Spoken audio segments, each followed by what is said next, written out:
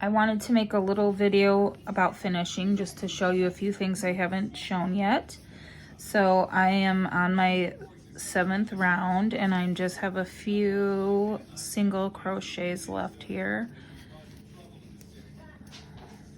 So I'm gonna finish those up, and you can see that the pink yarn is a little bit different from the others. I'm not sure, it's not something that someone used and took apart and then balled up and gave to me. I have lots of yarn that people gave me because it's not really stretchy like the others, and so the stitches, my tight stitches, are even tighter than usual.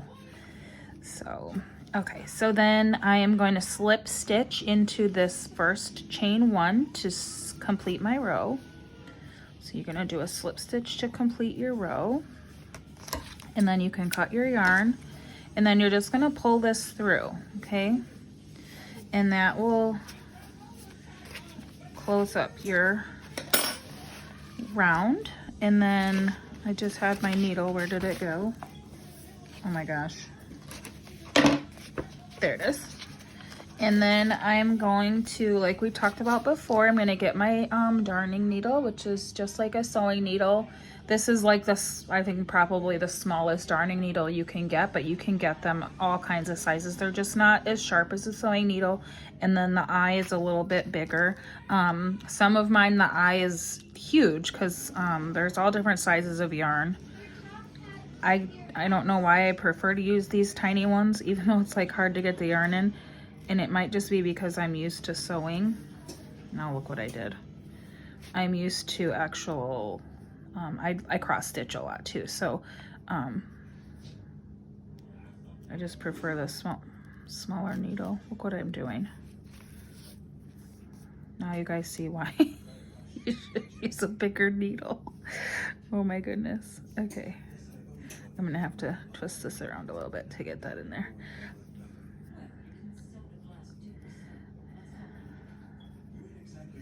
Maybe I need a bigger needle for this.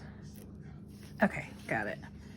Okay, and then I'm gonna put this going the same way, because if I go like this, you can see that it's gonna open a little bit. So I'm gonna sew it in, going the same way, and I'm gonna put it through this stitch here so that it kind of goes how it naturally would if I was gonna make another stitch. And then I'm just gonna go behind, and you can see that it's in between the two sides of my stitches.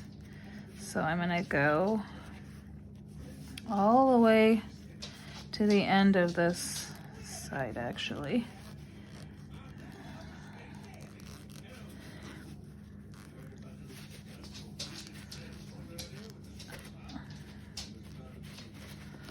I don't know why I'm jamming this tiny needle through all these stitches. I'm trying to make my video shorter, and it's actually making it longer for you guys. Sorry. Get it through. We'll go halfway. And then you can, then you go the rest of the way after you do that part. And then I'm actually gonna go down the other side a little bit. I just want to make sure this isn't going to come out. And then I'm not going to cut this off because I'm going to get a little piece of masking tape, and then you just pull that so that it's not so tight. So the stitches spread out a little bit. And so then I'm just going to get a little piece of masking tape, and I'm going to put a 1 on here so I remember that this is my first square. And then I still have to sew in my other ends, so I wanted to show you. This one's just on the wrong side, so all I'm doing right now is using my hook to get this to the back. Okay, so I have all these ends to sew in. This one I'm just going to sew around this circle again. If you remember when we first started, I actually already crocheted it into every single one of these stitches, so it already goes all the way around once. I just want to make sure, because I am always worried that my stuff's gonna come apart. I just want to make sure that it's really secure in there and that it's... I'm so sorry. If I thought I could find a different needle faster. Maybe I'll just find another one. That one's too small. Okay, so this one's giant, but it'll be easier.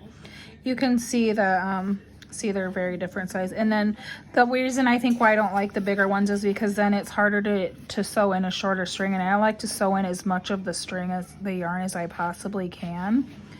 And when your needle is this long, you don't have as long of as much of a tail to work with, because your needle has to go through there.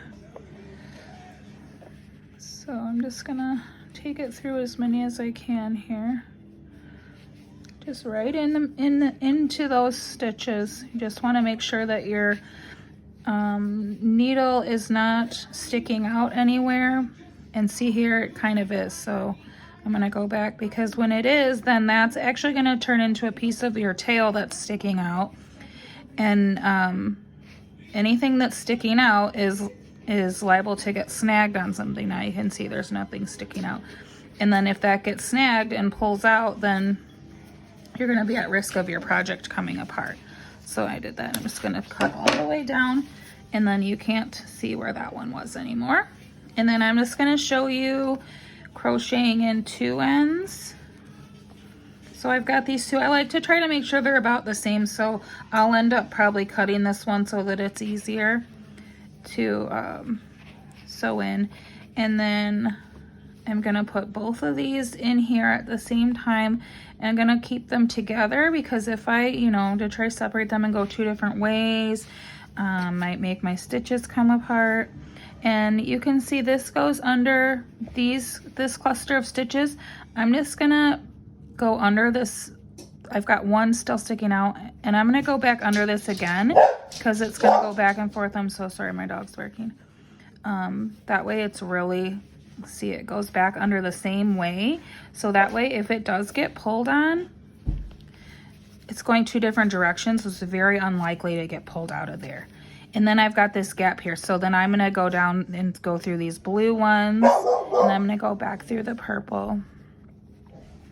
And then after I do this, I like to just make another knot. So that way, if it gets pulled on, there's just a little something that might possibly snag it and keep it from coming out if you've got a knot there. And then I'm gonna cut that off close to the knot, and then I'm gonna get that knot back inside of there so it's not sticking out. And then it's really unlikely if that gets pulled on for that to come out of there. So you're just gonna do that with all the rest of these, and then you're ready for the next square for week 2.